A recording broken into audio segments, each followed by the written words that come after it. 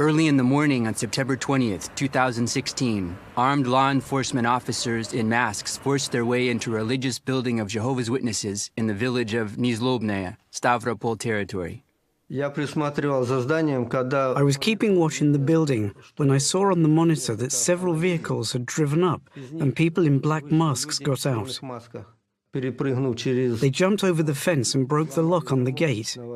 They drove their vehicle into our property and began using a circular saw to cut the entry door. They cut the hinges and entered the building. When they saw me, they said, "Hands out of your pockets and go outside." The security camera footage shows the officers spreading out in the building. Several officers entered the hall on the first floor, and two of them, in the presence of their colleagues, pulled banned literature out from under their clothing and placed it in a cabinet nearby. We regularly inspect our religious building to make sure there are no strange items or banned literature. As usual, an inspection had been made the night before, and there was nothing in this cabinet. It was empty. But the security camera footage clearly shows officers supposedly seizing literature from this part of the cabinet while the other shelves were still empty. The law enforcement officers also seized audio and video equipment. When the representative of the building's owner arrived, the officers did not permit him to participate in the search.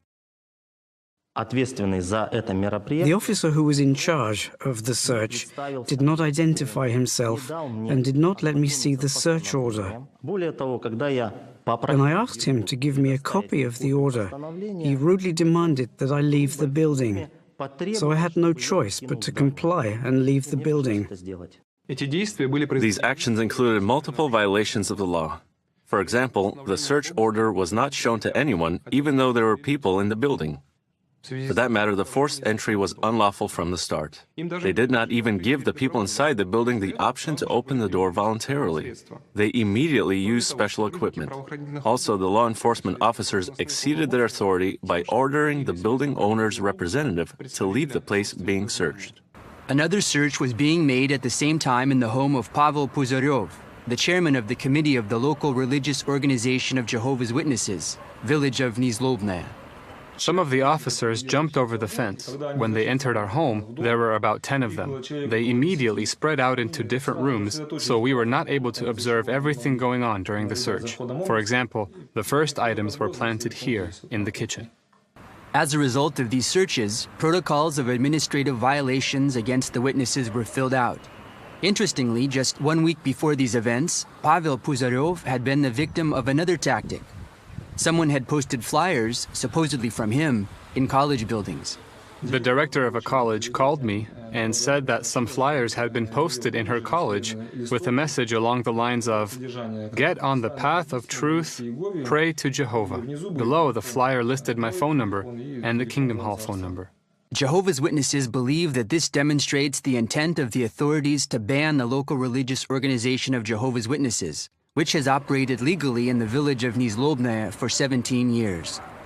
The last time homes of Jehovah's Witnesses in Nizlobnaya were searched was in 1985. Back then, Jehovah's Witnesses knew that law enforcement officers could come at any time and seize their Bible or their Bible literature.